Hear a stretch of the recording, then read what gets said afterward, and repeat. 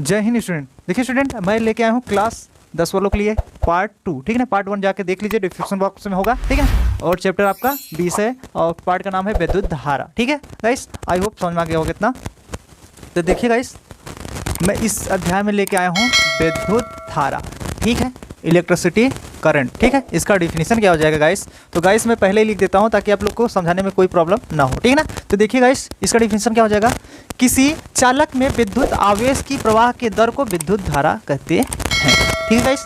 किसी चालक में विद्युत आवेश के प्रवाह के दर को विद्युत धारा कहते हैं, ठीक है गाइस। आई होप समझ में आ गया होगा। देख लीजिए एक बार और, किसी चालक में विद्युत आवेश की प्रवाह के दर को विद्युत धारा कहते हैं, ठीक है ना। इसे आई से प्रदर्शित या व्यक्त करते हैं, इसे आई से प्रदर्शित करते हैं या व्यक्त करते हैं, एक ही बात है ना। इसका मात्रक कूलाम प्रति सेकंड होता है, ठीक है। इसका मात्रक कूलाम प्रति सेकंड अथवा एम्पियर होता है, अथवा एम्पियर होता है, ठीक है ना गाइस। और इसका एक फार्मूला होता है Q बराबर, मतलब I बराबर Q/T, ठीक है गाइस। I बराबर Q/T, ये विद्युत धारा का फार्मूला होता है I बराबर Q/T। I तुम्हारा विद्युत धारा, Q तुम्हारा आवेश और T समय, ठीक है ना। ये आपका फार्मूला है, यहाँ से आता, ठीक है। ये आपका फार्मूला है। तो देखिएगा, इसमें इस पर एक प्रश्न हल करके बता दे रहा हूँ आपका, इसमें एग्जाम्पल समझने के लिए, ठीक है। इस फार्मूले पे मैं सवाल हल करा दे रहा हूँ। देखिए इसमें सवाल में क्या कह रखा है, यदि किसी चालक में प्रवाहित धारा 2 एम्पियर है तथा चालक पर उपस्थित आवेश 4 कूलाम है, तो आवेश के प्रवाह का समय ज्ञात कीजिए, ठीक है। तो देखिए गाइस, मैं बता दूं, 2 एम्पियर मतलब 2 एम्पियर, एम्पियर किसका मात्रक होता है गाइस? धारा का, तो ठीक है ना। तो हम लोग क्या करेंगे, हल कर दे रहे हैं, हल करेंगे, ठीक है। इसके बाद आई बराबर तो आपका दिया है 2 एम्पियर, ठीक है ना। और उसके बाद कह रहा है 2 एम्पियर है तथा चालक पर लगने और उपस्थित आवेश आपका दिया 4 कूलाम, ठीक है। तो कूलाम का मतलब क्यू का मान दिया, ठीक ना। कूलाम जो होता है गाइस, क्यू का मान दिया है 4 कूलाम, क्योंकि 4 कूलाम, ठीक है। अब उसमें कह रहा है तो आवेश के प्रवाह का समय क्या होगा, ठीक है। समय पूछ रहा है, मतलब टी का मान पूछ रहा है, ठीक है गाइस। आपका ये मान पूछ रहा है, तो हम लोग क्या करेंगे, इसी फार्मूले में बैठाएंगे, ठीक है ना। इसी फार्मूले में हम लोग बैठाएंगे, ठीक है। तो देखिए फार्मूला क्या है, आई बराबर Q/T। तो इसमें टी का मान पूछ रहा है, टी इधर भेजेंगे, ए आई इधर हो जाएगा। तो फार्मूला क्या हो जाएगा गाइस आप लोग का, टी बराबर हो जाएगा आई Q/T। Q/T था ना, तो टी यहाँ आ जाएगा, आई इधर भेज दो, ये आपका फार्मूला हो गया, ठीक है। इसी फार्मूला से हो गया। अब इसमें क्या करेंगे, मान बैठाएंगे, ठीक है ना। अब देखिए, जो Q का मान है, Q का मान 4 दिया है, बटे I का मान 2, इसको काट दो, 2 आएगा, ठीक है।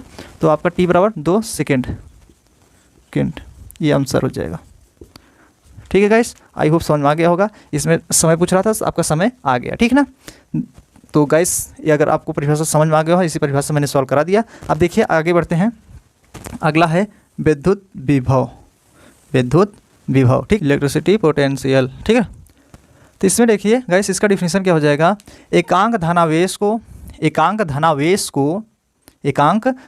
को अनंत से विद्युत क्षेत्र में स्थित किसी बिंदु तक आने में, एकांक धनावेश को अनंत से विद्युत क्षेत्र में स्थित किसी बिंदु तक आने में किए गए कार्य को उस बिंदु का विद्युत विभव कहते हैं। कहने का मतलब गाइस एक बार और देख लीजिए, एकांक धनावेश को अनंत से विद्युत क्षेत्र में स्थित किसी बिंदु तक आने में किए गए कार्य को उस बिंदु का विद्युत विभव कहते हैं।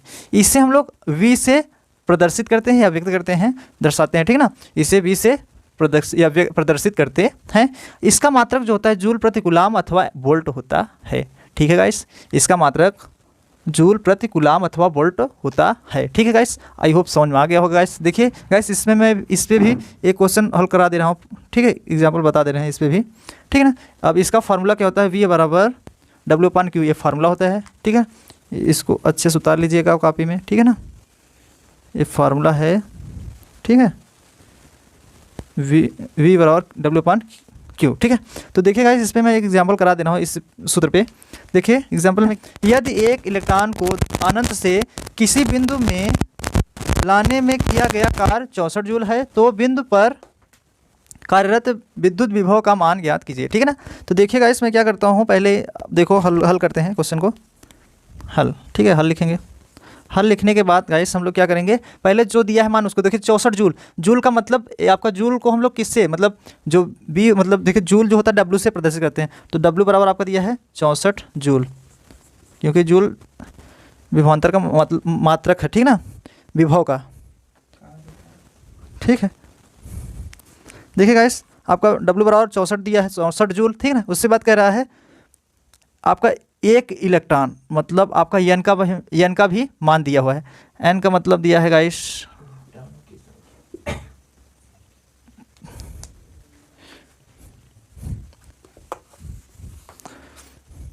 देखिए गाइस इसको पहले हम लोग क्या करेंगे, हल लिखेंगे, ठीक है। हल लिखने के बाद गाइस देखिए जो दिया है पहले उसको लिखेंगे। यदि एक इलेक्ट्रॉन, मतलब एन बराबर 1 दिया है, ठीक है, एक इलेक्ट्रॉन एन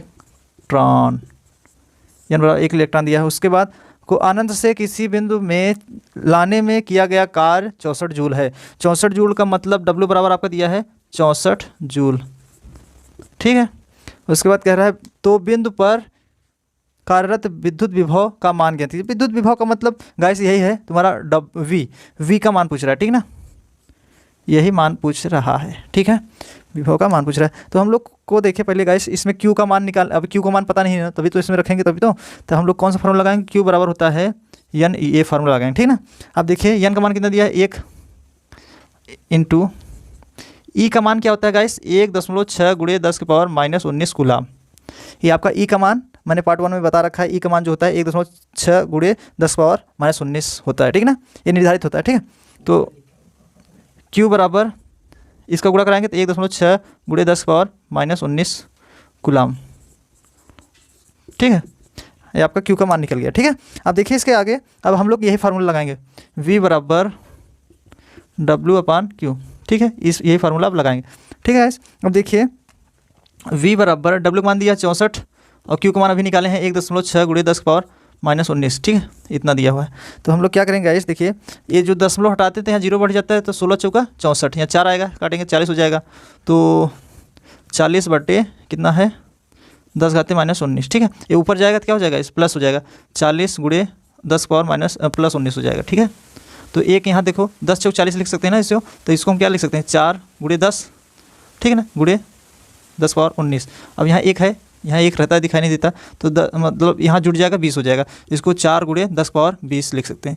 ये क्या आ जाएगा गाइस, इसका मात्रा क्या होता है वोल्ट, ठीक है ना, 4 × 10⁻20 वोल्ट, ये आपका आंसर हो जाएगा, ठीक है गाइस, यही आपका आंसर हो जाएगा। तो गाइस कैसा लगा वीडियो आप लोग को, अगर अच्छा लगा हो तो मेरे चैनल को सब्सक्राइब कर लीजिए, बेल आइकन को प्रेस कर लीजिए ताकि नई वीडियो बने तो आप लोग के पास बहुत जल्द ही पहुंच जाए।